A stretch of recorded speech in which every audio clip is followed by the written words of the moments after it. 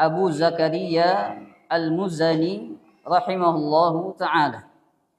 Yang mana beliau adalah murid langsung dari Al-Imam Muhammad bin Idris Asy-Syafi'i rahimahullahu ta'ala. Yang dengan mempelajari dari kitab beliau ini, kita sudah menyambung sanad pembahasan akidah sampai kepada Al-Imam Asy-Syafi'i. Karena tidaklah diketahui akidah dari seorang guru melainkan salah satunya dengan mendengarkan atau mempelajari kalam dari murid-murid mereka. Dengan mempelajari kitab Syarhus Sunnah Al-Muzani, kita bisa mengetahui bagaimana akidah dari Al-Imam Asy-Syafi'i rahimahullah. Walaupun Al-Imam Al-Muzani beliau lebih kuat, lebih condong dalam pembahasan fikih Syafi'iyah. Beliau punya kitab judulnya Mukhtasar Al-Muzani. Yang mana di kitab itu beliau mengumpulkan semua dari ilmu pembahasan fikih Al-Imam Asy-Syafi'i. Dan Mukhtasar Al-Muzani itu dianggap sebagai ringkasan dari kitab Al-Um. Bahkan Al-Imam Al-Muzani beliau memiliki kedudukan di sisi Al-Imam Asy-Syafi'i. Ketika Al-Imam Asy-Syafi'i rahimahullah meninggal dunia di Mesir, yang memandikannya di antaranya ada dua orang. Yang pertama murid Al-Imam Asy-Syafi'i yang bernama Rabi' ibn Sulaiman Al-Muradi. Ini orang yang pertama. Yang kedua yang ikut memandikan Al-Imam Asy-Syafi'i ketika wafat adalah Al-Imam Al-Muzani rahimahullahu ta'ala. Karena memang Al-Imam Al-Muzani beliau ini punya kebiasaan senang memandikan jenazah. Senang memandikan jenazah. Nah, ikhwani fi din wa akhwati fillah rahimakumullah, di pertemuan yang lalu kita sudah baca faedah dari kalimat basmalah dan juga ucapan doa dari Al-Imam Al-Muzani. Dan sudah kita bahas bahwasanya semakin alim seorang imam, maka semakin rahmat mereka terhadap umat. Sebagaimana ucapan Al-Imam Ibnul Qayyim bahwasanya ilmu dan kasih sayang atau rahmah itu mutalazimani, selalu berdampingan. Siapa yang bertambah ilmunya, bertambah rasa sayangnya, bertambah rahmatnya. Oleh karenanya Nabi SAW manusia yang paling sayang kepada kita. Karena beliau adalah manusia yang paling berilmu. Bahkan Allah utus beliau di tengah-tengah umat sebagai rahmatan lil alamin, sebagai rahmat bagi semesta alam. Kita lanjutkan ucapan Al-Muzani rahimahullah. Kata beliau, amma ba'du. Adapun kemudian. Kalimat amma ba'du ini diantara uslub atau gaya bahasa dalam ilmu bahasa Arab. Biasanya didatangkan kalimat amma ba'du untuk merubah tema pembahasan. Yang mana di awal beliau mulai dengan basmalah, dengan kalimat doa. Untuk mulai tema pembahasan, beliau buka dengan kalimat amma ba'du. Sebagian ulama berkata, orang yang pertama kali mengucapkan kalimat amma ba'du itu adalah Nabi Daud alaihi salam. Sebagaimana datang dalam tafsir surat Shad ayat yang ke-20. Allah Subhanahu wa taala berfirman, "Wa shaddadna mulkahu wa atainahul hikmata wa faslal khitab." Kata Allah, kami perkuat kerajaan Nabi Daud dan kami berikan beliau al-hikmah, yakni ilmu, wa faslal khitab, dan kalimat pemutus. Kata Asy-Sya'bi, kalimat pemutus maknanya adalah kalimat amma ba'du. Kalimat amma ba'du. Ini sekilas faedah dari kalimat amma ba'du. Kata beliau rahimahullah, fa innaka sa'altani an uwaddiha laka minas sunnah. Kata beliau, sesungguhnya engkau ini penanya.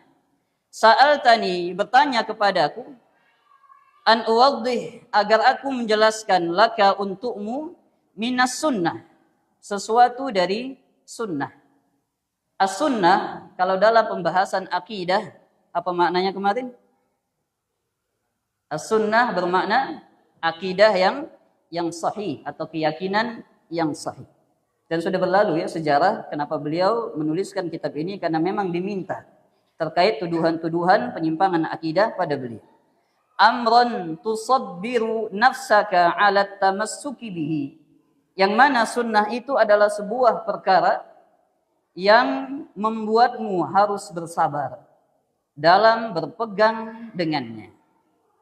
Dalam berpegang dengannya. Dari kalimat ini ada beberapa faedah yang bisa kita bahas. Faedah yang pertama, di sini menunjukkan sebagian kitab para ulama itu mereka tulis bukan inisiatif mereka dari awal. Jadi sebagian ulama menulis kitab itu sebagian karena pertanyaan, karena permintaan. Asalnya bukan menyengaja untuk menulis. Di sini Al-Imam Al-Muzani, beliau menulis risalah ini karena memang diminta. Karena ulama-ulama lain ingin bertabayun bagaimana akidah Al-Imam Al-Muzani. Akhirnya beliau tulis. Demikian sebagian kitab-kitab akidah yang lain. Mungkin kita pernah dengar Aqidah Al-Wasitiyah. Tulisan Al-Imam Ibn Taimiyah. Beliau menulis itu karena diminta dari wasit.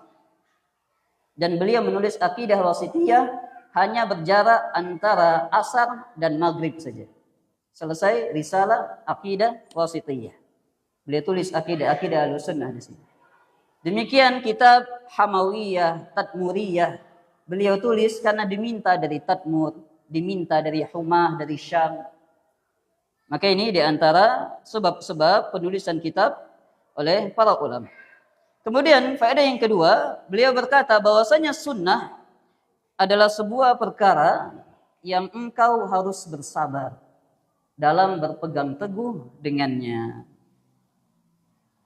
Maka ini isyarat dari Al-Imam Al-Muzani terkait dengan orang yang berpegang teguh terhadap sunnah atau di atas sunnah. Dan ini diperkuat dengan hadis Nabi SAW.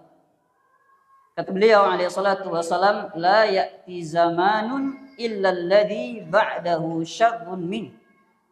Tidak datang sebuah zaman kecuali yang datang setelahnya itu lebih jelek daripada sebelumnya. Hadis ini mengisyaratkan bahwasanya orang yang berpegang terhadap sunnah di setiap zaman, semakin berlalu zaman, semakin berat. Bahkan di sebagian riwayat Nabi sebutkan kal qabidhi 'alal jamri, seperti orang yang sedang menggenggam bara api, saking beratnya. Bagaimana dia berpegang di atas akidah, bagaimana dia dicela, bagaimana dia merasa asing. Maka ini di antara wasiat nasihat dari Al-Imam Al-Muzani rahimahullah. Oleh karenanya umat ini atau umat Islam ini bukan hanya diperintah bersabar menghadapi orang-orang yang jelek, bahkan kita pun diperintah bersabar menghadapi orang-orang yang saleh. Sebagaimana dalam surat Al-Kahfi, wasbir nafsaka ma'al ladzina yad'una rabbahum bil ghadati wa 'ashyi yuriduna wajhah wala ta'du 'ainaka 'anhum turidu zinatal hayatid dunya. Kata Allah, sabarkanlah jiwamu untuk berteman, berkawan dengan orang-orang yang senantiasa berdoa kepada Allah di pagi dan petang hari. Ini orang-orang saleh. Kita diperintah untuk bersabar. Kenapa demikian? Karena orang saleh itu mereka yang menegakkan amar ma'ruf nahi mungkar. Kita harus sabar dinasihati, harus sabar diberikan arahan, harus sabar ketika perilaku kita tidak sesuai dengan jalan syariat, perlu diingatkan, perlu dinasihati. Kadang diingatkan dengan pelan, kadang diingatkan dengan keras melihat kondisi. Maka ini isyarat dari Al-Imam Al-Muzani. Kemudian beliau melanjutkan, wa tadra'u bihi anka syubhal aqawil, dan terhindarkan darimu syubhat-syubhat dari ucapan-ucapan. Apa itu syubhat? Syubhat maknanya ma yukhaliful yaqin, sesuatu yang menyelisihi keyakinan. Itu syubhat. Kalau seorang hamba sudah yakin Allah beristiwa di atas arsy misalnya, Nanti akan kita bahas terkait sifat ulu. Kemudian muncul syubhat-syubhat yang mencoba menggoyang keyakinan tadi. Karena dia menyelisihi keyakinan yang sudah dibangun di atas akidah Ahlussunnah wal Jamaah, dikatakan syubhat. Dan penyakit yang menimpa kita, kata Imam Ibnul Qayyim, ada dua jenis. Penyakit syubhat dan penyakit syahwat.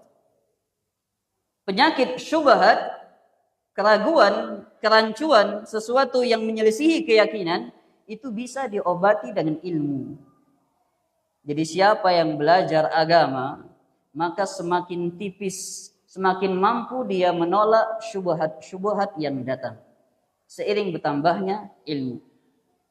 Maka kalau ada yang semakin belajar, semakin banyak syubhatnya, maka dipertanyakan, bisa jadi dengan siapa dia belajar, bagaimana tahap dia belajar, dan apa niat dia belajar, perlu dipertanyakan.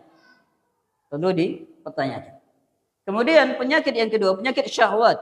Ini bisa diobati dengan as-sabar, bersabar. Dengan bersabar. Dan ilmu dan sabar ini adalah sesuatu yang juga berjalan berdampingan. Jadi kalau ingin mengobati syubhat, kerancuan, mengobati syahwat, perlu ilmu dan kesabaran. Dan kedua ini berjalan berdampingan. Di antara dalil yang menunjukkan ilmu harus disertai dengan kesabaran dan kelelahan adalah kisah ketika Nabi Musa alaihi salam menuntut ilmu di sisi Nabi Khidir. Bagaimana sulitnya perjalanan Nabi Musa alaihissalam. Sampai-sampai dikatakan di ujung ayat, fi safarina hadza nasaba. Kita sudah mendapati di perjalanan safar menuntut ilmu kita ini nasaba, keletihan yang sangat. Jadi mustahil ada yang ingin dapat ilmu tapi tidak mau letih. Ini mustahil. Ilmu itu dibarengi kesabaran dan keletihan. Kemudian Al-Imam Al-Muzani melanjutkan, wa zayga muhdatsatidh dhallin, dan terhindar darimu penyimpangan dari hal-hal yang baru yang diada-adakan oleh dhallin, oleh orang-orang yang tersesat. Ini hikmah berpegang dengan sunnah. Yang pertama, kita terhindar dari syubhat. Yang kedua, kita terhindar dari penyimpangan-penyimpangan dari hal-hal yang baru yang diada-adakan oleh orang-orang yang sesat. Dan agama kita, setiap zaman, setiap satu generasi akan selalu ada imam pembaharu. Satu generasi itu adalah 100 tahun. Setiap 100 tahun pasti akan selalu ada ulama imam pembaharu yang memperbaiki penyimpangan-penyimpangan di tengah umat. Karena Nabi alaihi salatu wasallam sudah mengingatkan, yahmilu hadzal ilm fi kulli khalafin uduluhu. Bahwasanya ilmu ini pada setiap zaman, setiap generasi akan dibawa oleh ulama-ulama yang adil. Apa peran ulama ini? Kata Nabi alaihi salatu wasallam, yunfuna anhu tahrifal ghalin. Mereka akan menghilangkan penyelewengan orang-orang yang melampaui batas. Setiap zaman akan ada orang-orang yang berusaha melampaui batas terhadap agama. Maka para ulama, para imam ini menghilangkan itu. Wa ta'wilal jahilin. Mereka menghilangkan ta'wil orang-orang yang jahil. Wa intihalal mubtilin. Dan mereka menghilangkan tipuan-tipuan dari orang-orang yang batil. Ini jelas Nabi alaihi salatu wasallam menyebutkan setiap generasi akan datang ulama-ulama yang demikian. Kemudian beliau melanjutkan, wa qad syarahtu laka minhajan mudihan, dan sungguh aku telah menjelaskan kepadamu metode yang jelas, metode yang terang. Lam alu nafsi wa iyyaka fihi nushan, dan aku tidak meremehkan diriku dan dirimu terhadapnya nushan, dalam rangka menasihati. Al-Imam Al-Muzani menulis risalah ini bukan sekedar menunjukkan apa akidah beliau, tapi dalam rangka menasihati. Siapa yang menyimpang dari akidah yang beliau tulis, maka beliau nasihati untuk rujuk kembali ke Ahlus Sunnah. Karena beliau meyakini diri beliau berada di atas akidah Ahlus Sunnah wal Jamaah. Dan di sini isyarat dari Al-Imam Al-Muzani, di antara ciri imam yang baik di tengah umat adalah mereka nasih. Mereka adalah penasehat bagi umat. Mereka tidak mengajarkan sesuatu yang sesuai dengan hawa nafsu umat, apa yang disenangi umat, apa yang mereka senang untuk mendengarnya. Tapi yang mereka sampaikan adalah sesuatu yang bersifat nasihat. Suka atau tidak suka umat mendengarnya, tersinggung atau tidak, marah atau senang. Tugas seorang dai dia hanya menasihati dengan cara yang baik. Bada'tu fihi bihamdillahi dzirrusydi wat tasdi, dan aku memulai dengan memuji Allah Subhanahu wa taala, pemilik petunjuk dan pemilik jalan yang lurus. Ini paragraf yang pertama dari muqaddimah Al-Imam Al-Muzani. Paragraf yang kedua kata beliau, alhamdulillahi ahaqqu man dzukir wa aula man syukir wa alaihi uthni. Segala puji bagi Allah yang paling berhak untuk diingat dan paling utama untuk disyukuri, dan atasnya pujian-pujian. Al-Imam Al-Muzani menyebutkan di sini kalimat pujian, alhamdulillah. Segala puji bagi Allah. Demikian kesyukuran bagi Allah. Apa bedanya pujian dan kesyukuran? Pujian, kata para ulama, tempatnya di lisan dan di hati. Ketika seorang hamba memuji Allah, maka dia puji Allah dengan lisannya dan diyakini di dalam hati. Itu pujian.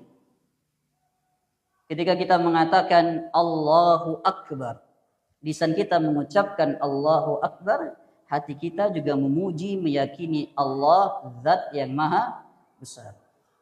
Maka ini pujian, dia ibadah lisan, dia ibadah hati.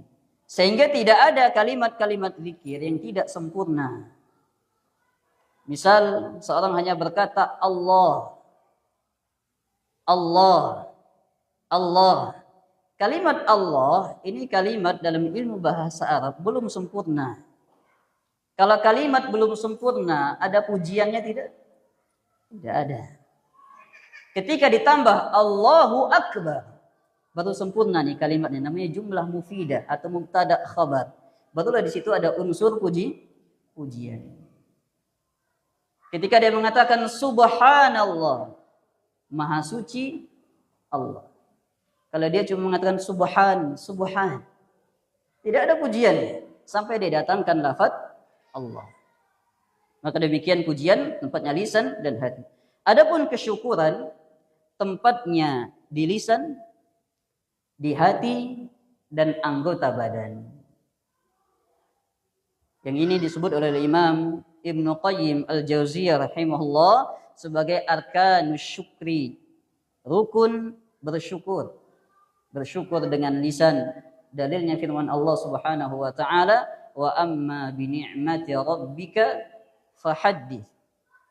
Bersyukur dengan hati. Dalilnya firman Allah Subhanahu wa taala, wa ma bikum min ni'matin faminallah. Bersyukur dengan anggota badan. yakni apa yang ada di badan kita digunakan untuk ibadah kepada Allah. Di antara dalilnya kisah dari Nabi SAW yang menegakkan salat malam sampai kaki beliau bengkak. Dan beliau melakukan ibadah itu dalam rangka bersyukur kepada Allah Subhanahu wa ta'ala. Maka ini faedah dari pujian dan kesyukuran. Beliau melanjutkan Al-Wahidus Samad. Allah zat yang Al-Wahid, yang Maha Satu. As-Samad. Kita akan jelaskan apa makna As-Samad. Di sini beliau menyebutkan di antara nama Allah, yakni Al-Wahid. Ada juga nama Allah yang lain Al-Ahad, semakna, artinya zat yang maha esa, zat yang maha satu. Nama Allah Al-Wahid datang di dalam Al-Quran selalu bergandeng dengan kalimat Al-Qahhar. Sebagaimana datang dalam Al-Quran, Allah Subhanahu wa taala berfirman di surat Ibrahim, wa barazu lillahil wahidil qahhar. Dan yang paling tampak di hari kiamat adalah Allah Al-Wahid yang Maha Esa, Al-Qahhar yang Maha Perkasa. Kenapa selalu digandengkan Maha Esa dan Maha Perkasa? Kalau Allah yang bersifat satu-satunya, maka tidak ada tandingan bagi Allah dalam keperkasaan. Sehingga di Al-Quran digandengkan selalu Al-Wahid dengan Al-Qahhar. Kemudian As-Samad. Allah memiliki nama As-Samad. As-Samad maknanya, kata Al-Imam Az-Zujjaj rahimahullah, adalah As-Sayyidul Masmud ilaihil hawaij. As-Samad adalah Tuan yang bergantung kepadanya semua hajat-hajat kebutuhan. Ketika Allah menamakan dirinya As-Samad, berarti segala sesuatu bergantung kepada Allah. Oleh karenanya dahulu di masa kafir Quraisy, kalau ada seorang tokoh yang mana orang lain banyak bergantung hidup kepada dia, biasa minta hutangan, minta makanan, minta pakaian, banyak orang bergantung kepada dia. Tokoh Quraisy ini yang paling mulia, mereka dijuluki oleh kaumnya dengan As-Samad. Adapun saat ini nama Allah Subhanahu wa taala, dilarang seseorang memiliki julukan As-Samad. Karena itu julukan dari kafir Quraisy kepada tokoh-tokoh mereka, menunjukkan orang lain memang sangat butuh kepada dia. Laisa lahu sahibatun wala walada. Dan Allah zat yang tidak memiliki sahibah, tidak memiliki istri atau pasangan, wala walada, dan zat yang tidak memiliki anak. Dan dua penafian ini terkumpul dalam surat Al-Jin. Allah sebutkan di ujung ayat, mattakhadha sahibatan wala walada. Allah itu tidak mengambil istri atau pasangan, dan Allah tidak pula mengambil seorang anak. Dikarenakan kalau Allah mengambil seorang istri atau pasangan, menunjukkan Allah zat butuh kepada yang lain. Padahal Allah itu As-Samad Al-Ghani. Allah tidak butuh kepada yang lain. Kalau dikatakan Allah punya anak, berarti Allah tidak lagi Maha Esa. Oleh karenanya dalam surat Al-Ikhlas, ketika Allah menyebutkan dirinya dengan zat yang maha satu, Allah sebutkan di antara ayatnya, lam yalid walam yulad. Allah tidak melahirkan seorang anak dan Allah tidak dilahirkan. Karena kalau Allah melahirkan atau dilahirkan, menunjukkan Tuhan itu lebih dari satu. Sedangkan di awal ayat Allah tegaskan, qul huwallahu ahad. Allah zat yang maha satu. Jalla anil mathil. Allah maha agung dari permisalan. Di sini beliau mulai menyinggung terkait dengan sifat Allah, bahwasanya tidak ada satupun makhluk yang serupa dengan Allah. Dalilnya di surat Asy-Syura ayat yang ke-11. Laisa kamitslihi syai'un wa huwas samiul basir. Tidak ada satupun yang serupa, setara dengan Allah, dan Allah zat yang maha mendengar lagi maha melihat. Fala syabiha lahu wala adila. Tidak ada yang serupa dengannya dan tidak ada pula yang sebanding dengan Allah. As-Sami'ul Basir. Zat yang maha mendengar lagi maha melihat. Al-Alimul Khabir. Zat yang maha mengetahui baik yang tampak kasat mata atau yang tak tampak.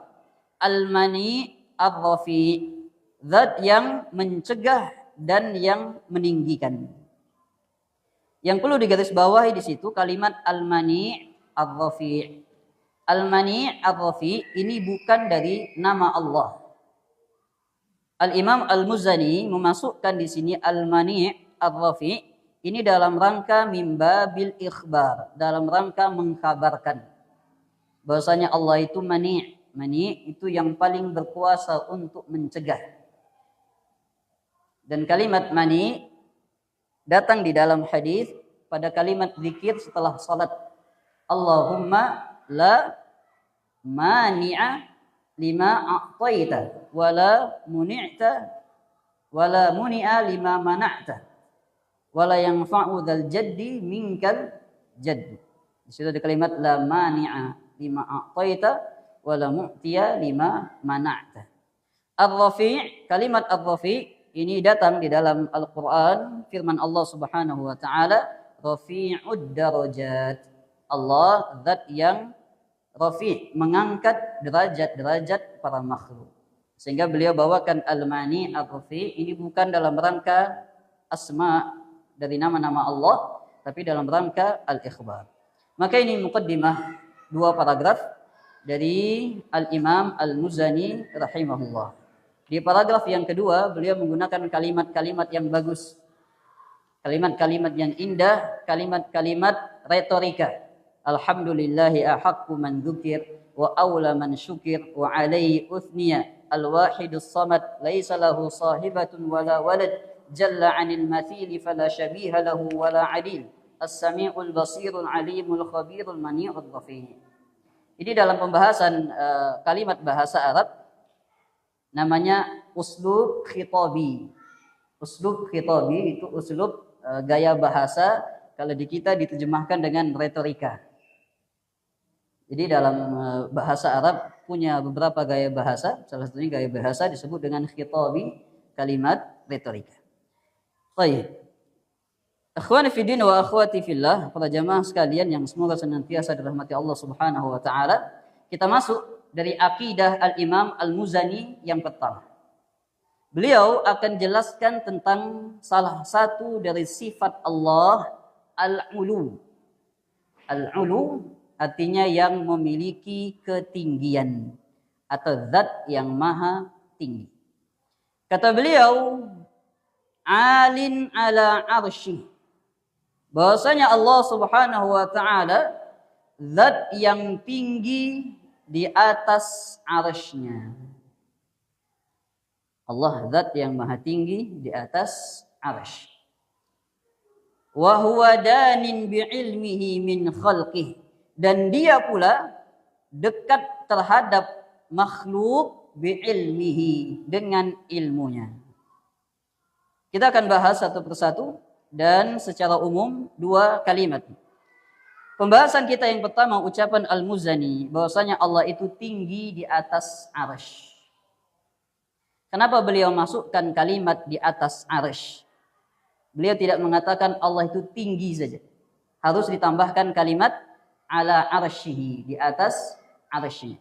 Karena alin, sifat tinggi, sifat ulu bagi Allah itu ada 3. Yang pertama adalah uluwul qahar. Allah itu maha tinggi al-qahar, keperkasaannya. Tinggi keperkasaan. Yang kedua adalah uluwul qadar atau uluwul manzilah. Allah itu tinggi kedudukan. Yang ketiga adalah uluwul dzat. Allah itu tinggi zatnya. Tinggi zat. 2 jenis ulu, 2 jenis ketinggian yang pertama sepakat Ahlus Sunnah dan Ahlul Bid'ah. Ahlul Bid'ah mereka mengatakan dari Mu'tazilah, Jahmiyah, Allah itu tinggi keperkasaannya dan kedudukannya. Yang menjadi mahallun niza, perselisihan antara Ahlus Sunnah dan Ahlul Bid'ah pada jenis ulu yang ketiga. Ketika dikatakan Allah itu uluwuz zat, tinggi zatnya di atas arsy. Karena poin ketiga ini menjadi perselisihan Ahlus Sunnah dan Ahlul Bidah, makanya beliau sebutkan alin ala arsy. Kalau dikatakan Allah tinggi di atas arsy, berarti yang ulu yang mana? 1, 2 atau 3? Yang ketiga. Karena tinggi di atas arsy itu maksudnya zat Allah tinggi di atas arsy. Kenapa beliau ungkit di sini? Karena Ahlul Bidah di masa beliau itu ada 2 jenis. Terkait dengan nama dan sifat Allah, Ahlus Sunnah itu berada di pertengahan di antara 2 kutub. Kutub yang pertama namanya kutub Mu'attilah. Ini kelompok yang mereka meniadakan semua sifat Allah. Mereka mengatakan Allah itu tidak tinggi di atas arsy. Dan nanti kalau dibahas di asma wa sifat banyak cabang-cabang. Mereka mengatakan Allah itu ada, tapi tidak di atas. Di bawah tidak juga. Di depan tidak juga. Di belakang tidak juga. Pokoknya Allah ada. Kalau dikatakan Allah itu tinggi di atas, kata mereka maknanya tinggi kedudukan dan tinggi keperkasaan. Berarti pada poin 1 dan 2 mereka sepakat. Kutub yang kedua disebut dengan musyabbihah. Musyabbihah ini adalah kelompok yang menyerupakan Allah dengan makhluk. Kalau tadi sifat Allah ditiadakan. Kalau yang satu lagi, sifat Allah itu dikatakan mirip dengan makhluk. Ini pun penyimpangan. Di antara tokoh pentolan yang pertama kali mengatakan Allah itu mirip dengan makhluk, namanya Hisham bin Hakam Asy-Syi'i, orang Syiah. Ini di antara pentolan musyabbihah mumatsilah, namanya Hisham bin Hakam. Dia mengatakan bahwasanya Allah itu seperti kita, seperti makhluk. Ini berarti dia menyerupakan Allah dengan makhluk. Padahal sudah jelas tadi ayatnya, laisa kamitslihi syai'un. Tidak ada satupun yang serupa dengan Allah. Ini terkait dengan asma was sifat. Kemudian di sini kita akan bahas terkait dengan khusus sifat Allah al-ulu, tinggi. Sifat Allah al-ulu, dan di dalam Al-Quran Allah memiliki beberapa nama yang menunjukkan Allah itu zat yang maha tinggi. Di antaranya dalam Al-Quran ada 3 nama. Yang pertama adalah Al-Aliyu. Al-Ali artinya Allah zat yang maha tinggi. Yang kedua adalah Al-A'la. Artinya sama. Allah zat yang maha tinggi. Pernah dengar nama Allah Al-A'la? Yang hafal ayatnya? Sabbihis marabbikal a'la. Maha suci Allah yang maha tinggi. Kemudian yang ketiga adalah Al-Muta'al. Al-Muta'al maknanya sama. Zat yang maha tinggi. Ini terkait dengan nama-nama Allah yang menunjukkan Allah itu zat yang maha tinggi. Dan para ulama menyebutkan ada 5 dalil yang menunjukkan Allah adalah zat yang maha tinggi zatnya. Dalil yang pertama adalah dalil yang datang di dalam Al-Quran. Di dalam Al-Quran, ayat yang khusus menyebutkan Allah di atas arsy itu ada 7 mawadhi'. Ada 7 tempat di dalam Al-Quran yang menyebutkan Allah itu zatnya tinggi di atas arsy. Pertama datang di surat Al-A'raf. Kedua datang di surat Yunus. Ketiga datang di surat Ar-Ra'd. Keempat datang di surat Thaha. Kelima datang di surat Al-Furqan. Keenam datang di surat As-Sajdah. Yang ketujuh di surat Al-Hadid. Di 7 tempat ini Allah menegaskan bahwasanya zat berada di atas arsy. Di 6 tempat dengan kalimat tsummastawa 'alal arsy. Kemudian Allah beristiwa di atas arsy. Yang berbeda cuma di surat Thaha saja. Di surat Thaha lafadznya Ar-Rahmanu 'alal arsyis tawa. Ar-Rahman di atas arsy beristiwa. Ini dalil Al-Quran. Belum dalil-dalil yang lain datang di dalam Al-Quran. Banyak dalilnya.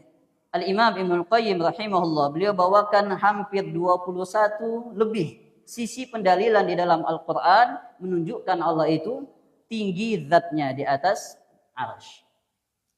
Ini yang pertama. Dalil yang kedua adalah dalil dari sunnah atau hadis Nabi sallallahu alaihi wasallam. Yang paling terkenal adalah kisah jariyah, kisah budak perempuan dari Muawiyah bin Hakam. Hadisnya ada dalam Sahih Muslim, riwayat Al-Imam Muslim. Kisah seorang jariyah yang mana budak perempuan ini adalah budaknya Muawiyah bin Hakam. Asalnya diperintahkan untuk menjaga gembalaan kambing Muawiyah bin Hakam. Qadarallah, seekor kambingnya dimakan serigala. Kata Muawiyah bin Hakam bahwasanya aku manusia biasa. Aku bisa marah kama ya'safun, sebagaimana yang lain marah.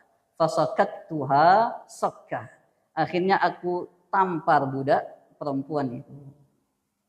Karena tadi kambingnya hilang satu. Ini sifat manusiawi ya, kata sahabat. Walaupun mereka generasi terbaik umat ini, mereka punya sifat manusiawi, bisa marah. Setelah beliau menampar budak perempuannya, kemudian beliau mengadu kepada Nabi SAW. Wahai Rasulullah, boleh tidak ini aku melakukan demikian dan demikian? Bagaimana kafarahnya? Aku bebaskan saja. Kata Nabi, datangkan budak perempuan itu.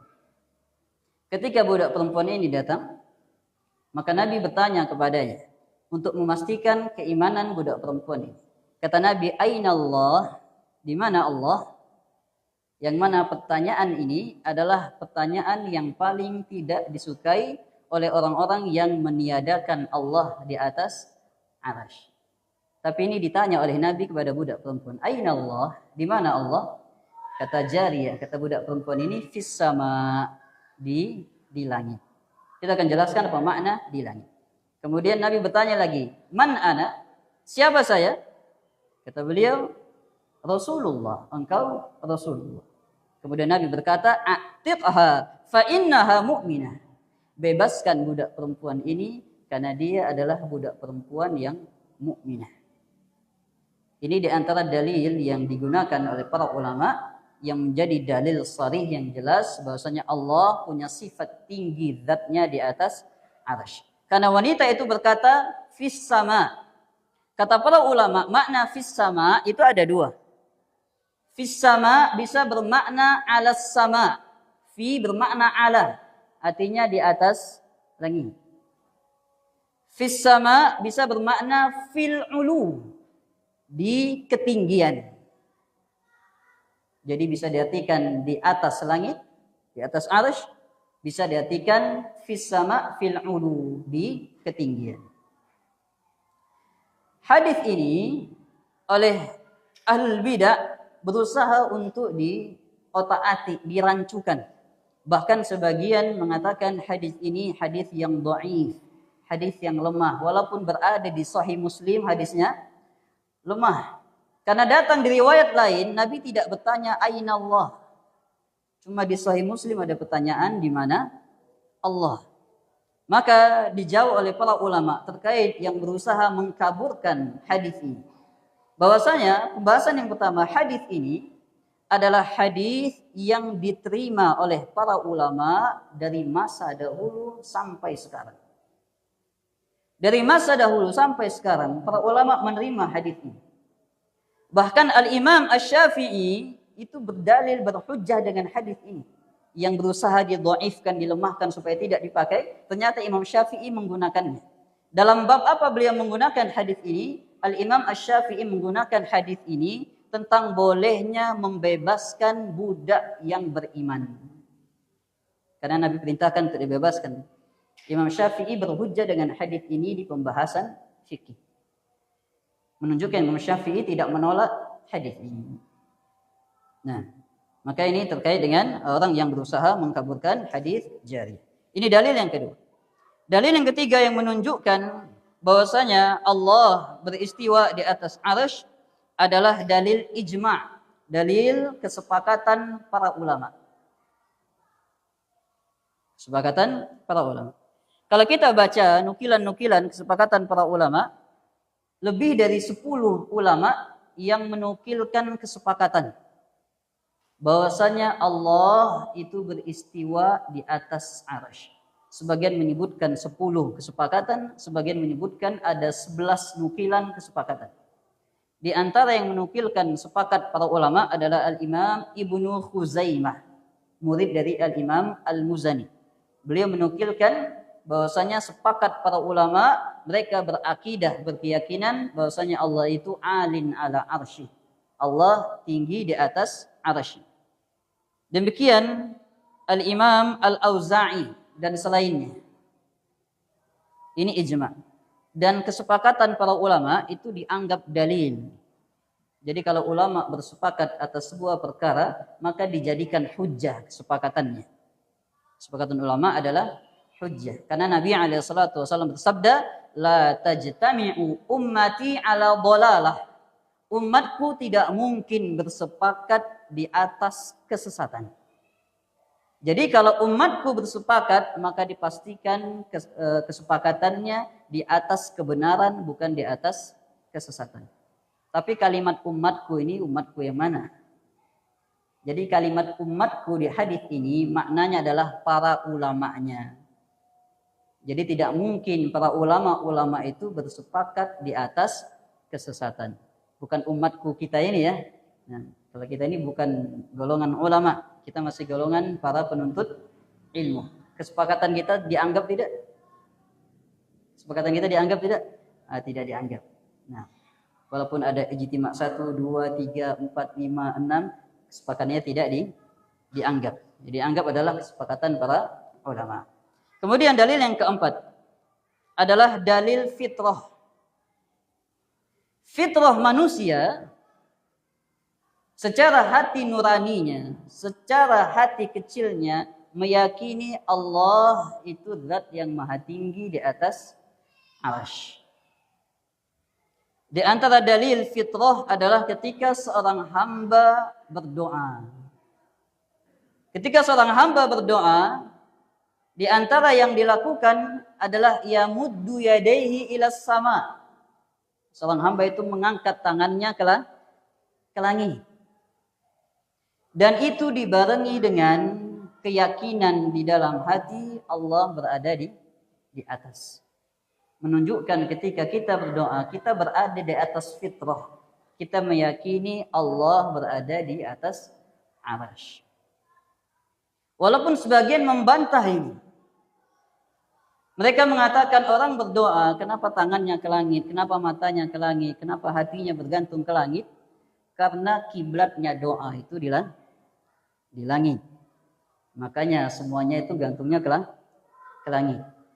Dan ini ucapan sudah ada dari masa dahulu. Di kitab-kitab Asy'ariyah disebutkan ini hujjah untuk membantah. Maka kita katakan, siapa yang mengatakan kiblat doa itu ke langit? Kita sebut beberapa bantahan. Bantahan yang pertama, tidak ada satupun dalil yang datang dari Al-Quran dan Sunnah yang mengatakan kiblat doa itu menghadap ke langit. Ini bantahan yang pertama. Tidak ada dalil. Bantahan yang kedua, yang sesuai sunnah, kiblat doa sama dengan kiblat salat. Ketika kita diajarkan adab berdoa menghadap kiblat, kiblatnya berarti sama dengan kiblat salat, sama.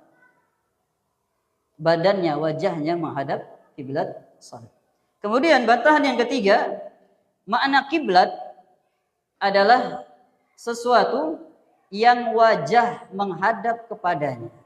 Jadi ketika menghadap kiblat, maka tubuh dan wajah kita menghadap situ.